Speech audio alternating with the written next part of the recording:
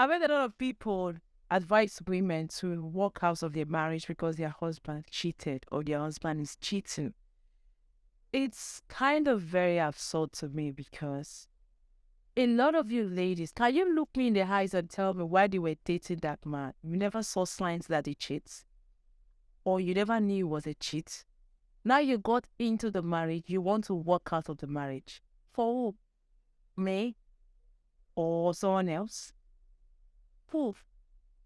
Why would a lady want to think about walking out on your marriage? Yes, a lot of people say, why should you advise people? What about ladies that encounter disease and all that? What if you were never aware that it was a cheat and somehow you contracted it? Would you leave or you stay? After all, there's other diseases that somebody can actually contract even without this mess. So what I'm looking at how to live with a cheating husband and stay happy. If you've not subscribed to my YouTube channel, kindly click on the subscribe button. It's done a glad in my heart. We'll be right back.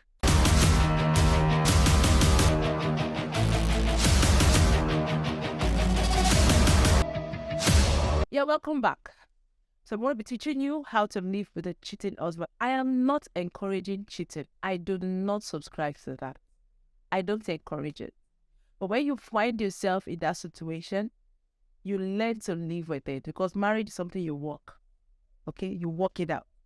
Those persons that will tell you you walk out of your marriage because he's cheating. Most of the time, their husbands are cheats. You know, when you see a man that is faithful to you, he encounters temptation out there, but he chose to fear God to the point of staying faithful to you. You don't take advantage of that and say, because you have that kind of a husband, every other lady should be walking out of their own. When you have 80% of them, or if not more, cheats. Of course, not all men cheats. I believe that strongly. All right? So number one, you have to be prayerful. Yes, I'm going to go spiritual here because prayer answers all things. You pray for yourself, you pray for your husband, and you pray for his side chick. Oh God, this is the most absurd thing ever you are saying.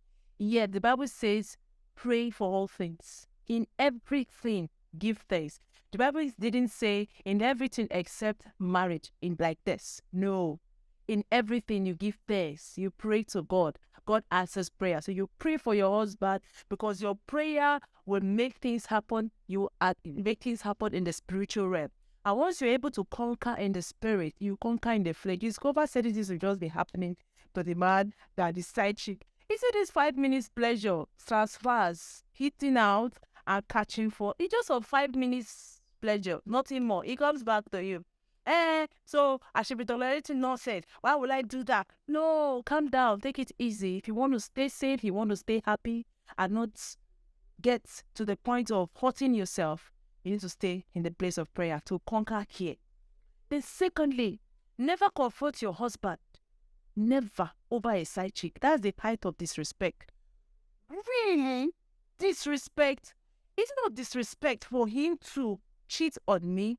Like I said from the beginning, you saw that from the beginning, you got in.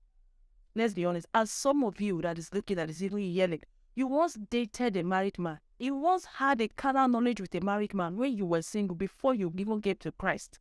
If you want to be honest with yourself, tell yourself the truth. Now you are reaping the seeds, the proceeds of what you sowed when you were single. Now you want to create a problem because of that. Why are you being wicked? Don't you know that's why we tell people the choices you make, you live with them. Now, some of you that are single, you are not yet married. You are dating married men. Now, tomorrow you get married and somebody else dates your husband. You have a problem with that. Don't you know you reap your own seeds? Who will reap it for you? Who else but you? So let's come off it and tell ourselves, never do that. For a man to look at 1 billion women or more and he chose you, it shows that you are so priceless, you're so wonderful, you're valuable. Those persons are just for momentary pleasure. They are not worth you.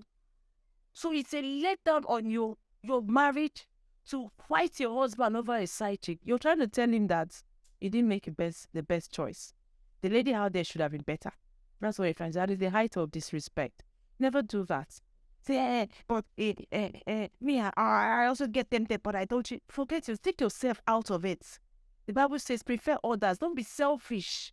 Take yourself out of it. It's for your good. Because women, we are the ones that keep the home, not the men.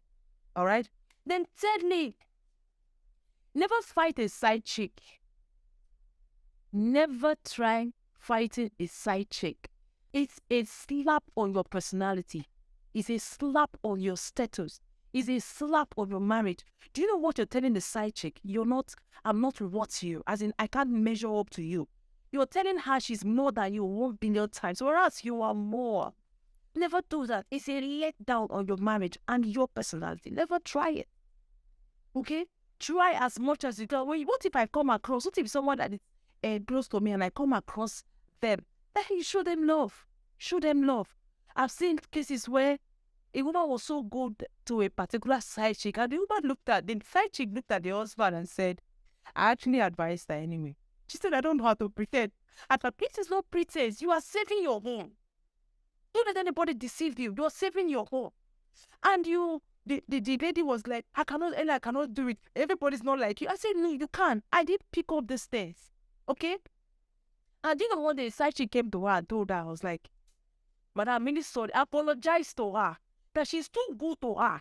That she cannot afford to do this to her because she's just too good to her. And she left the husband for her good, and she had her husband to herself. I was like, the thing worked up, but I almost died. You start somewhere. You just try your best, okay? Try your best. And I believe you can. I'm not saying that, so I have to die. Remember, you saw it, you gave me. Then, lastly, be an interesting woman at home. Some of us women are so boring. Men are, I've always said they're not complicated. Some of us are so dirty. You are just there. There is no life around you in marriage. You see, one trick is that when your husband likes a particular thing, try to develop interest in that thing. They say it's foolish to do that. Forget I. That I is what is killing us in marriage. But women always try to front that. I. Say, so I'm going to be fool. Yes, you have to. Because there's foolishness in marriage. So if your husband likes a thing, for instance, football. Let me give an instance, football. Develop interest in football.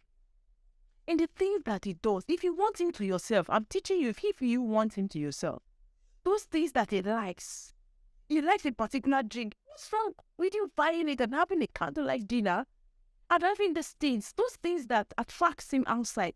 If you put it up at home, make the home very interesting. He will spend more time with you. And that way, you are creating bonding.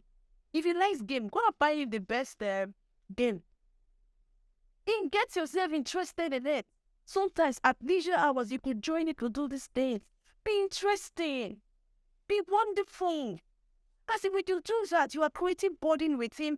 Before you realize, he spends lesser time outside and more time with you. But not like whenever he wants to come home, this woman with a wahala, that can even keep him out. And in the process of keeping him out, and men would need their woman to have a sexual relationship with. But you are not there, and he's there outside. He helps himself. And one day, to be very honest, some of these side chicks are actually helping you. Some women. I'm so sorry to say. Because you are not trying at all. You're not trying. So if you want to have him to yourself, you have to be interested. So finally, try to take care of your hygiene, be neat, and be interested. So thank you very much for listening. My name is Ella. And don't forget to subscribe to my YouTube channel if you've not done so already. I'll be so glad you did. There are amazing contents coming your way. Till I come to you next time. Bye for now.